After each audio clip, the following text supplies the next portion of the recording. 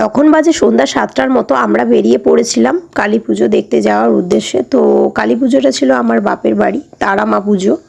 তো আমরা প্রায় বাগনান থেকে গাছিয়া চলে এসেছি, আর লেভেল ক্রসিংয়ের সামনে দাঁড়িয়ে আছি। দেখতেই পাচ্ছেন ট্রেন যাচ্ছে, আর আমরা দাঁড়িয়ে আছি কুলগাছি ফেরিয়ে এখন যাচ্ছি। আর এখানে একটা ঠাকুর মন্দির ছিল, সেটা দেখেছিলাম, তার ভিডিওর মাধ্যমে শেয়ার করছি কেমন লাগে। আমরা ফাইনালি কিন্তু চলে এসেছি পুজো মণ্ডপের সামনে। দেখতে পাচ্ছেন ভেতরে ডেকোরেশনটা এরকম ছিল, তো অনেক সুন্দর ছিল। লাইটিংয়ের কাজগুলো বেশ ভালো লাগছে, আর ঝুড়ি ঝুড়ি এগুলো অনেক সুন্দর লাগছিল।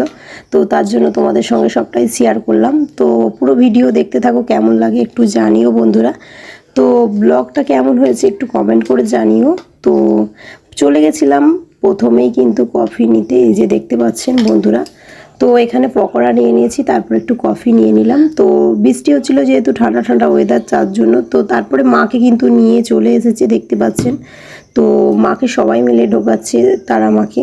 তো যেহেতু অনেকটা বড় ঠাকুরটা ছিল, তাই অনেকজনে মিলে কিন্তু নিয়ে যাচ্ছে। তো মায়ের মুখটা ছিল অসাধারণ। তো তোমাদের কেমন লাগলো অবশ্যই কিন্তু কমেন্টে জানিও, আর সবাই কিন্তু কমেন্টে বলো জয় মা তারা। তারপর কিন্তু ঠাকুরকে মালা পরানো হচ্ছিল, সেগুলোই দাঁড়িয়ে দাঁড়িয়ে দেখছিলাম। তো পুজো এখনও অনেক বাকি ছিল, যেহেতু অনেক রাত্রে পুজো ছিল অমাবস্যা তিথিতে। তারপরে চলে গেছিলাম খেতে, প্রথমেই দিয়ে দিয়েছে স্যালাড। তো তারপরে চলে এসেছিলো ভেজিটেবল চপ, তার সঙ্গে ছিল সস। তো এর সঙ্গে কিন্তু অনেক সুন্দর লাগছিল খেতে। তো ভেজিটেবল চপটা অনেক সুন্দর ছিল, আমরা খেয়ে নিচ্ছিলাম। তারপরে চলে এলো গরম গরম নান, তার সঙ্গে ছিল চানা পনির। তো এই চানা পনিরটা অনেক সুন্দর ছিল, তার জন্য আরেকবারও নিয়ে নিয়েছিলাম। তো খুব সুন্দর লাগছিল। তারপরে চলে এসেছিলো বাসন্তী পোলাও, তার সঙ্গে ছিল আলুর দম। বাসন্তী পোলাওয়ের সঙ্গে আলুর দমটা জাস্ট ছিল অসাধারণ কম্বিনেশন তো খেতে।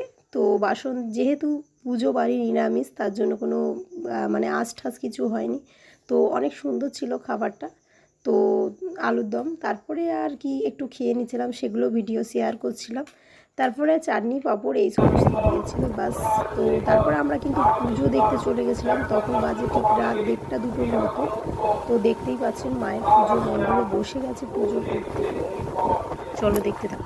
আর আমার আজকের ব্লগটা কেমন লাগলো অবশ্যই কিন্তু কমেন্ট করে জানাতে ভুলো না বন্ধুরা। সবাই কিন্তু কমেন্ট করে লেখো জয় মা তারা। চলো আজকের মতো টাটা, আবার দেখা হচ্ছে নেক্সট ব্লগে।